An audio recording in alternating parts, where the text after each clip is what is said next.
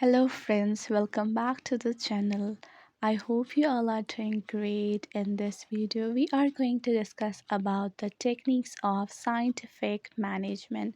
So, number first is functional foremanship. तो जो Taylor थे उन्होंने एक सजेस्ट किया था कि जो दो फंक्शंस एक फैक्ट्री में होते हैं लाइक प्लानिंग एंड प्रोडक्शन उन दोनों को एक दूसरे से सेपरेट किया जाए। जैसे एक फैक्ट्री है वहाँ पर न्यूमरस फंक्शंस परफॉर्म होते हैं तो उन फंक्शंस के लिए सेपरेट वर्कर्स भी होने चाहिए। जैसे यहाँ पर फैक्ट्री मैनेजर है उसके अंडर प्लानिंग इंचार्ज है, ठीक है, और जो प्रोडक्शन इंचार्ज है, ठीक है।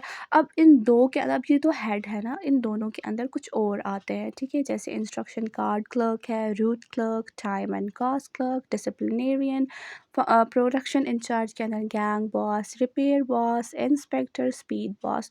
तो ये सब क्या है, दे ऑल आर वर्कर्स। तो ये वर्कर्स है, तो इनको सजेस्ट ये किया जाता है कि ये इनके जो अपने जो फंक्शंस हैं उनके हिसाब से इनको सेपरेट रखा जाए, एक दूसरे का काम ये ना करें। ओके, और ये डील कौन कर रहा है यहाँ पर, जो हेड इनका जो है उनको हम कहते हैं factory manager. Number second is standardisation and simplification of work. ठीक, जो ये कंसेप्ट था ये एप्लीकेबल था उन सारे फैक्टर्स ऑफ प्रोडक्शन के लिए, जैसे लेबर है, कैपिटल है, मशीनरी है, या मेथड्स ऑफ फिनिश्ड गुड्स हैं, उनके लिए एप्लीकेबल था। इससे ये बताया जाता है कि अगर आप अपने फैक्टर्स ऑफ प्रोडक्शन को स्टैंडर्ड रखेंगे तो इससे आपका जो टाइम है वो भी सेव हो जाएगा, और जो आपको जो प्रोडक्ट बनाने पे जो कॉस्ट आ रही है वो भी कम हो जाएगी, ठीक है, वो भी सेव हो जाएगी। So third one is method study. As you all know कि टेलर जो थे वो यूज़ करना चाहते थे best method of production.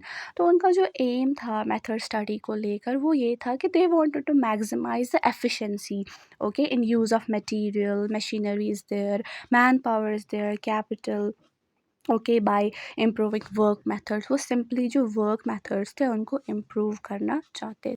So number next is differential piece rate system. तो ये पीस रेट सिस्टम ये डिफ़ाइन करता है कि जो वर्कर्स हैं उनके जो मेथड्स ऑफ वेजेस है, मींस कि जो उनके पेमेंट्स है वो उनके मतलब जो वो वर्क परफॉर्म कर रहे हैं उसी के अकॉर्डिंग देने चाहिए। फॉर एग्जांपल एक वर्कर है, उसको हम बोल रहे हैं कि ये काम है, हम उसको कोई वर्क असाइन कर रहे हैं कि ये वर्क है, ये आपको 2 घंटे के अंदर जो है ये कंप्लीट करना है। सो उसको अगर उसने वो वर्क जो है 2 घंटे के अंदर कंप्लीट कर लिया तो जो उसकी जो पीस रेट सिस्टम है, मींस कि जो उसकी वेजेस है, पेमेंट्स है, वो उसी के अकॉर्डिंग, उसके काम के अकॉर्डिंग हाई होगी। लेकिन अगर एक वर्कर जो है अपना जो अपनी जो जॉब है वो beyond the allotted time complete कर रहा है तो उसकी जो पीस वेज सिस्टम है, वेजेस हैं, वो उसी के अकॉर्डिंग लो होंगी। जैसे उसने काम किया उसी के अकॉर्डिंग उसको पे किया जाएगा। Now next one is fatigue study. अब जो ये फैटीग स्टडी है ये सिंपली क्या है, हमें वो स्टैंडर्ड टाइम फाइंड करना है जब जो वर्कर्स हैं अपने काम से थक जाते हैं and they want to rest from that job, that is simply known as fatigue study. Now we have time study and motion study.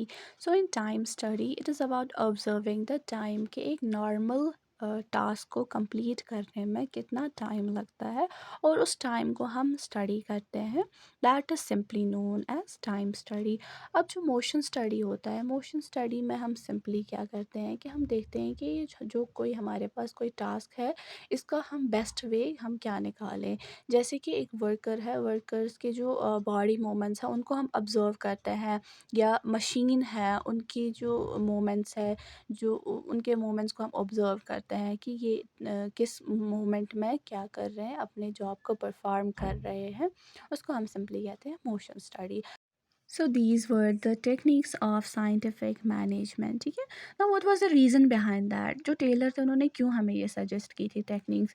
Simply जो उनका रीज़न था वो चाहते थे कि एक ऑर्गेनाइजेशन में जो भी टास्क है, जो भी उनका वर्क है, हम कैसे उसको इफ़ेक्टिवली एंड एफिशिएंटली परफॉर्म करें और जो हमारी जो कॉस्ट है वो भी रिड्यूस हो जाए, ठीक है। He wanted to use the best methods of production, that's why he gave us the techniques of scientific management.